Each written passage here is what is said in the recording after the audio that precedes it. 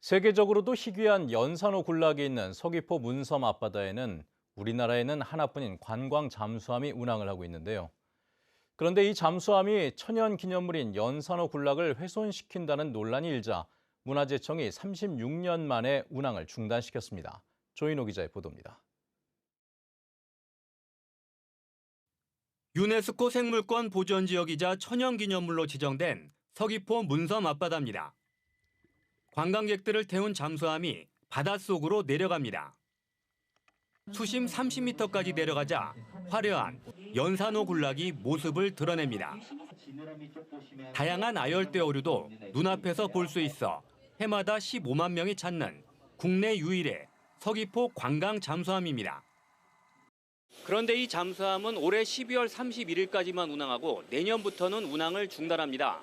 지난 1988년 운항을 시작한 이후 36년 만입니다. 문화재청이 연산호 군락의 부정적인 영향이 우려된다며 운항기간 연장 허가를 내주지 않았기 때문입니다.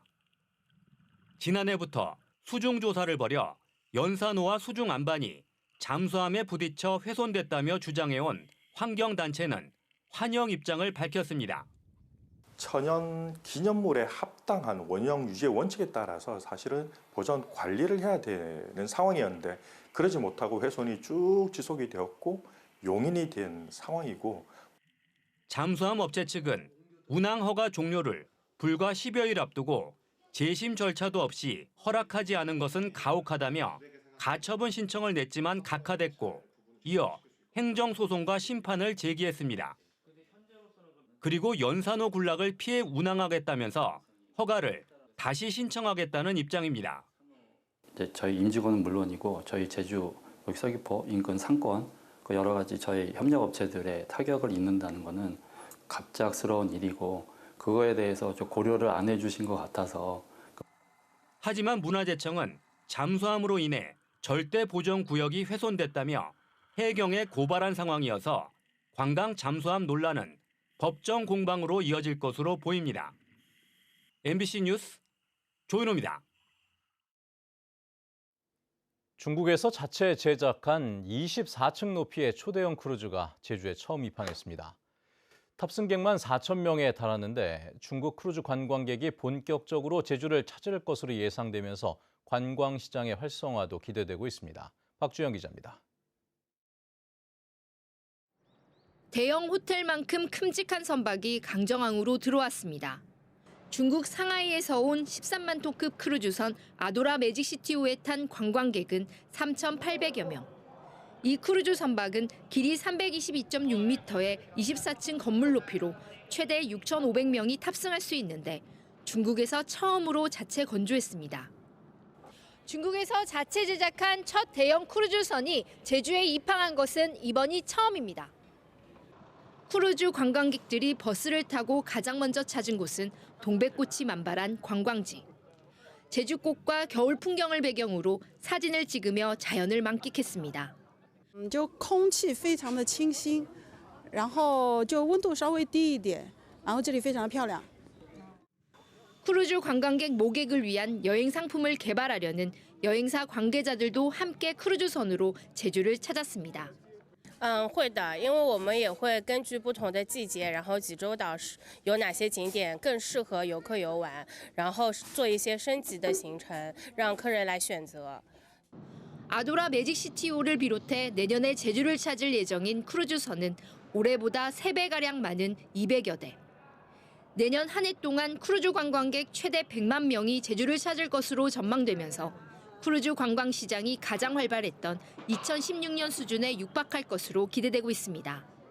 중국 쪽 크루즈가 활성화되다 보니까 많은 여행사들이 제주도 상품을 만드는 것에 대해서 관심을 가지고 있고, 그러다 보니 이번에 이제 제주도를 방문을 하면서 다양한 상품이 만들어지는데 크게 기여하지 않을까 기대하고 있습니다. 하지만 내년에도 제주가 크루즈선이 잠깐 머무는 기항지에 머물면서 지역 경제에 미치는 영향이 미미할 수밖에 없는 만큼 체류 시간을 늘릴 수 있는 방안은 여전히 풀어야 할 과제입니다. MBC 뉴스 박주연입니다. 제주시 조천읍에서 시작해 서귀포시 표선면 하천리 해안으로 이어지는 지방 하천인 천미천이 제주에서는 처음으로 국가 하천으로 승격됩니다. 제주도는 환경부 국가수자원관리위원회 심의 결과 홍수 피해 대응 시급성과 통합관리 필요성 등을 반영해 천미천 전체 28.98km 가운데 하류 지역인 11.33km를 2025년에 국가 하천으로 지정한다고 밝혔습니다. 국가 하천으로 지정되면 재해 예방과 유지 관리 예산을 정부가 지원하고 현재 4개뿐인 관측망을 추가로 설치해 체계적으로 관리할 수 있게 됩니다. 제주도민들은 자신의 삶과 살고 있는 지역의 생활에 비교적 만족한다는 조사 결과가 나왔습니다. 제주도가 도내 3천 가구의 15세 이상 가구원을 조사한 결과 자신의 삶에 대한 만족도는 10점 만점에 6.37점, 살고 있는 지역의 생활에 대한 만족도는 6.49점이었습니다. 또 행복감은 6.31점으로 걱정 4.28점보다 높았습니다. 인구 유입 증가에 대해서는 긍정적인 인식이 38.9%, 부정적 인식은 20.6%였는데 부정 인식은 2019년의 40.9%보다 절반으로 줄었습니다. 학령 인구가 줄어들면서 제주 지역 고교 체제 개편을 위한 논의가 새해부터 본격적으로 이뤄집니다. 또 도내에서는 처음으로 공립 단설 유치원도 들어서게 되는데요. 김광수 교육감의 신년 기자 간담회 내용을 홍수연 기자가 정리해드리겠습니다. 30년 뒤 지금의 절반 수준으로 감소할 것으로 예상되는 제주 지역 학령 인구. 신제주권에 편중된 학생 수 대비 부족한 여자 중고교 문제부터 예술고와 체육고 설립 요구까지 여러 교육 현안을 해결하기 위해 올해 제주도교육청은 11가지 연구 용역을 진행했습니다.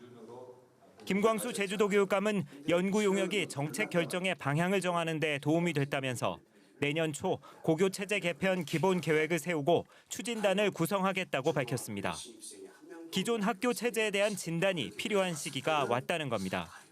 학생이 감소되는 미래 세대를 위한 어떤 미래 교육을 준비하는 과정에서 제주도 전체의 유, 초, 중, 고의 학교에 대한 전체 체제 개편이 필요한 게 아니냐. 제주 도내 최초로 공립 단설 유치원도 설립됩니다. 우선 별도의 새 건물을 짓지 않고 기존에 운영 중인 제주시 월랑초 병설 유치원을 단설로 전환해 정원 115명 규모로 내년 9월 개원할 예정입니다. 있는 병설 유치원을 한번 단설로 접근해 보겠습니다. 교육 과정이라든지 학생 교육의 질이라든지 등등이 어떻게 달라진지를 한번 보겠습니다. 김광수 교육감은 제주 영어교육 도시에 미국 애틀랜타의 풀턴 사이언스 아카데미 에서튼이 분교 설립을 신청해 심사를 준비하고 있다는 계획도 밝혔습니다. 국제교육과에서 지금 그 심의위원회 준비하고 있다고 이렇게까지만 말씀을 드리겠습니다. 심의위원회에서 의결 결과가 나오면 제가 동의할 건지 말 건지를 결정하겠습니다. 한편 교육부가 전국 시도교육청에 제시한 학생 인권 조례안과 관련해 김광수 교육감은 기존 제주 학생 인권 조례안을 폐지할 이유가 없지만 교권 보호를 위한 내용 등 일부 보완이 필요하다고 말했습니다. MBC 뉴스 홍수현입니다. 진실 화해를 위한 과거사 정리위원회는 국가보안법과 반공법 위반으로 불법 구금됐던 제주도민 고 김두홍 씨에 대해 중대한 인권 침해로 판단해 진실 규명을 결정하고 국가의 사과와 재심을 권고했습니다. 김 씨는 1980년 일본에서 조총련 관련자들을 접촉하고 반국가단체를 찬양한 혐의로 처벌받았는데 조사 결과 영장 없이 17일간 불법 구금됐고 잠을 재우지 않는 등 가혹행위를 당한 것으로 확인됐습니다. 제주를 방문한 김종욱 해양경찰청장이 동부해양경찰서 신설을 고려하겠다고 밝혔습니다. 김종욱 청장은 제주지방해양경찰청에서 기자 간담회를 갖고 제주 동부해역 치안 강화를 위해 함정을 추가 배치하고 동부해양경찰서 신설을 검토하기 위한 적정 인력 규모에 대한 용역을 맡기겠다고 밝혔습니다. 한편 김 청장은 어제부터 이틀 동안 제주를 찾아 겨울철 불법 조업 어선 단속 등 치안 현황을 점검했습니다. 제주시 한림읍 상대리에 들어설 예정인 가축 분뇨 처리 시설을 두고 인접 마을 주민들이 반대하고 나섰습니다. 금왕리 새마을회는 제주도 의회에서 기자회견을 열고 사업 부지가 금왕리와 가까운데도 상대리에서만 설명회를 열었고 나머지 20개 마을은 사업 내용을 전혀 모르고 있다며 폐기물 사업 추진을 당장 중단하라고 요구했습니다. 사업자는 제주시 한림읍 상대리에 하루 180톤의 가축 분뇨를 처리할 수 있는 자원화 시설 설치를 추진 중인데 수차례 마을에 찾아가 설명회를 제안했지만 마을 측에서 거절했다고 답했습니다. 소방 긴급 차량에게 우선 신호를 주는 시스템이 내년부터 도입됩니다. 제주도 자치경찰단은 제주 전 지역을 대상으로 소방 긴급 차량이 출동할 때 신호 대기 없이 신속하게 목적지에 도착할 수 있는 우선 신호 시스템을 다음 달 1일부터 시행합니다. 2020년부터 시범 운영한 결과 출동 시간이 최대 2분 32초 줄었고 특히 무수천 사거리에서 한라병원 구간은 기존 15분에서 6분으로 대폭 단축됐습니다. 자치경찰단은 또 국비 5억 원을 지원받아 전국에서 처음으로 도내 모든 긴급 차량 150억 대에 전용 단말기를 설치해 소방본부에서 원격으로 출동 장소를 지정할 수 있도록 했습니다. 제주 지역의 소비자 심리가 비관적인 것으로 나타났습니다. 한국은행 제주본부에 따르면 12월 제주 지역 소비자 심리 지수는 94.5로 지난달보다 0.7포인트 하락했고 전국 소비자 심리 지수보다 5포인트 낮았습니다. 제주 지역의 소비자 심리 지수는 지난 7월 101.2로 올 들어 최고치를 기록했지만 8월 이후에는 기준치인 100을 밑돌고 있습니다. 제주 마이스 다목적 복합시설 착공식이 서귀포시 중문관광단지에서 열렸습니다. 제주 국제 컨벤션 센터가 정부와 제주도의 지원으로 짓는 다목적 복합시설은 최대 6,000명까지 동시 수용이 가능하고 300부스 규모의 전시 박람회를 열 수 있는 시설로 2025년 8월 완공될 예정입니다. 제주도는 2025년 에이펙 정상회의 유치와 함께 그동안 시설 규모 때문에 좌절됐던 대형 국제행사 유치에도 탄력을 받을 것으로 기대하고 있습니다.